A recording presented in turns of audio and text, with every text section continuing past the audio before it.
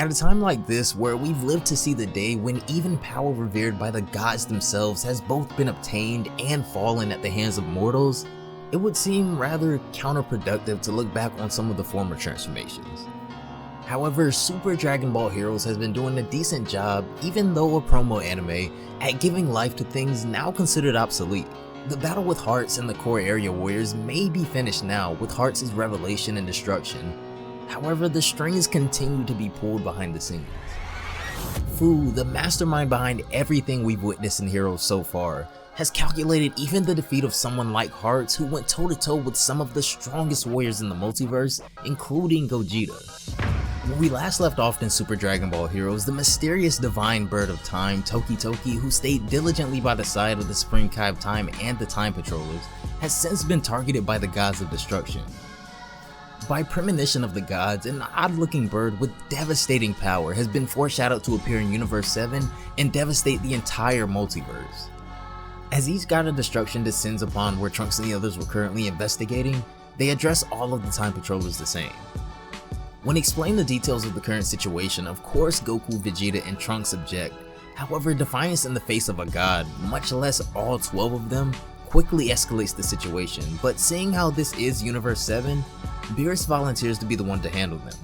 A long-awaited rematch between Goku and Beerus went underway, but was depressingly short-lived by the interruption of a sort of parasite that seemed to scatter across the entirety of Universe 7, draining the very life force of everything in it seemingly. A technique of this caliber could only be held off by Beerus himself, as the other guys return to their own universes to do the same.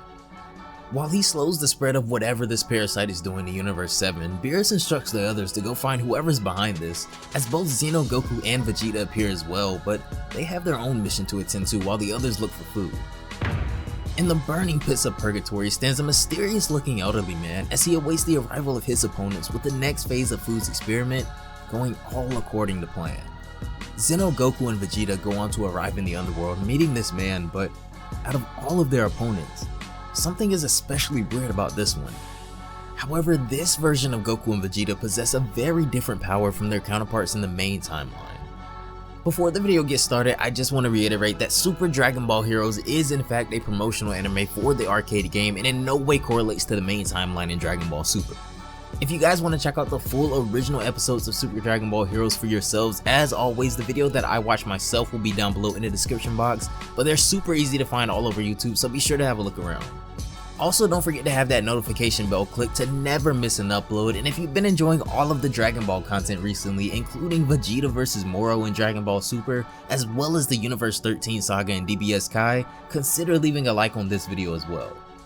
Lastly, be sure to follow on both Twitch and Twitter to stay up with me and all anime related content, guys. But without further ado, a decisive battle is moments from being underway as Xeno, Goku, and Vegeta have a standoff with the mysterious Dr. W down in the underworld, but so far, not a word has been spoken by him. All of a sudden, he breaks the silence, finally addressing Goku and Vegeta, telling them to prepare themselves as the battle begins with a rather swift and very unusual attack by the mysterious man, claiming that his analysis has now begun. The energy blade that the doctor fires from his hand at first seems like a very novice attack and one that Goku and Vegeta would be able to avoid any day. However, it disappears in an instant, taking them both off guard, and then reappears behind Goku, nearly knocking him into the lava below. Goku and Vegeta are slightly taken aback by the man's weird attacks, as every trace of that energy blade disappeared and reappeared in an instant. He attacks Vegeta this time with a similar attack, also disappearing as it nears the Saiyan, but it disappears and tags him in the back as well, almost as if the doctor is playing some weird game of attempting to knock them into the lava. Angered now, Vegeta immediately transforms into Super Saiyan 3 as he goes to attack the doctor, but before he can reach him, the old man uses his right eye to scan Vegeta's incoming attack, dodging it fairly easily and firing a counterattack of his own that appears above Vegeta, finally making him fall into the magma below. Goku at this time also goes Super Saiyan 3, seeing as how this weird guy definitely isn't a pushover, but there are still a ton of mysteries surrounding him and his powers. As Goku flies in, the doctor begins scanning him as well, but instead of a close quarters fight near the lava, Goku changes course and flies directly into the sky above and begins firing ki blasts down below on his opponent. Not a single one hits, however, as the doctor continues to scan and avoid each and every attack, but this is when Vegeta re-emerges from the lava below, joining in with a barrage of ki blasts of his own.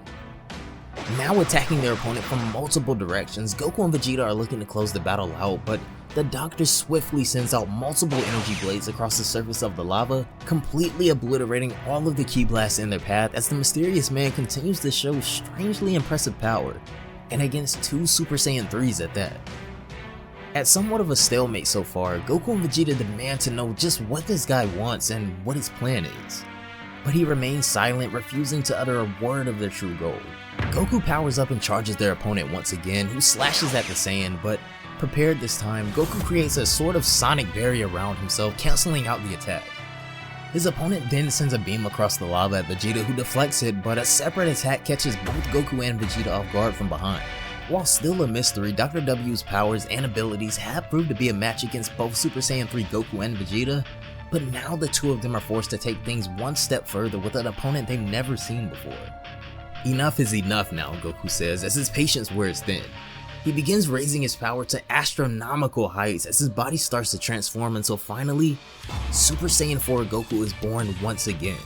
Things don't stop here, however, as Vegeta raises his power as well, transforming into Super Saiyan 4. However, it seems that this is just what their opponent was waiting for, as Dr. W seems to have finally woken up and is taking them seriously now. Angered by his patronizing, Vegeta prepares his signature attack, a full-powered Gallic gun looking to eliminate their opponent here and now.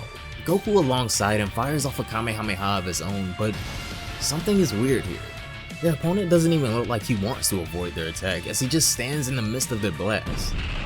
While a direct hit, when the smoke clears, Dr. W reappears, now sporting a menacing aura of his own, eerily resemblant to Goku and Vegeta's Super Saiyan 4 aura. Analysis over, the Doctor says, now looking increasingly powerful to the shock of Goku and Vegeta, who are trying to figure out just what analysis did he do with their power and what does he plan on doing with it. But before they're able to engage with them again, the Doctor's energy spikes massively and then he retreats to report back to his partners. When we cut back to the events happening currently with Goku and Vegeta from the main timeline, who are busy at battle with Bojack and Turles, it seems that not much has changed as Fu still stands cliffside of the battle, not yet making his move on Trunks or Toki Toki. Bored spectating the battle, however, Fu releases the Bird of Catastrophe, Doggy Doggy, onto the scene, who begins releasing a very mysterious aura over the battlefield, freezing all of the Z fighters where they stand. Toki Toki attempts to escape, seeing as how everyone else has already been restrained, but Fu is prepared, easily capturing the bird and porting it back to his hideout, creating a rift in the sky. Fu disappears now, having captured both of the mystic birds, as the episode ends on a very bleak note. In a single episode, both the power of Super Saiyan Blue and Super Saiyan 4 have been matched by the most unusual of opponents. Dr. W, still having an arsenal of unknown and very unusual techniques, had absolutely no issues dealing with Super Saiyan 3 Goku and Vegeta, while the powered up Turles and Bojack clashed endlessly with Blue Goku and Vegeta.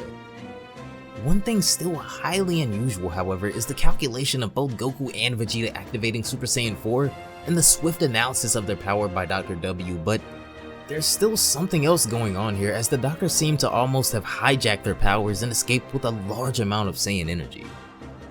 That's gonna do it for this one, guys. Thanks so much for watching the video all the way through. If you made it this far, I really appreciate it. Down below in the comment section, let me know how you guys felt about finally seeing the Super Saiyan 4s back at it once again, even if it wasn't, you know, the main timeline or anything like that. That could still happen. I wouldn't hold my breath for it, but I mean, now that we do have Broly introduced into the main timeline and we saw what he can do with his, you know, Zaru form and all that stuff, there still might be some hope for Super Saiyan 4 in the future, which is my personal favorite form, but like I said, I wouldn't hold my breath on it. Down below in the comment section, I also want to know what you guys' favorite current form is. I don't think we've talked about forms too much since the Broly movie came out, so I'm sure a lot of people probably really liked what Broly did in that movie, and we've seen a little bit more of Ultra Instinct since then as well, even though it was only in the manga. But anyways, if any of you guys are interested in watching more Super Dragon Ball Heroes, like I said in the beginning of the video, it's super easy to find all over YouTube, both raw and sub versions, so be sure to go check those out. Before we get out of here, be sure to click that notification bell to never miss an upload, and if you did enjoy this video as well as all of the other Dragon Ball content we've been covering, consider leaving a like on this video as well. Finally, be sure to follow me on both Twitch and Twitter to stay up with me and all anime related content, including games, manga, fan manga, and more. But anyways, have a great day. Stay safe, guys. Just wear the mask, and I will see you all on the next one. Bye, guys.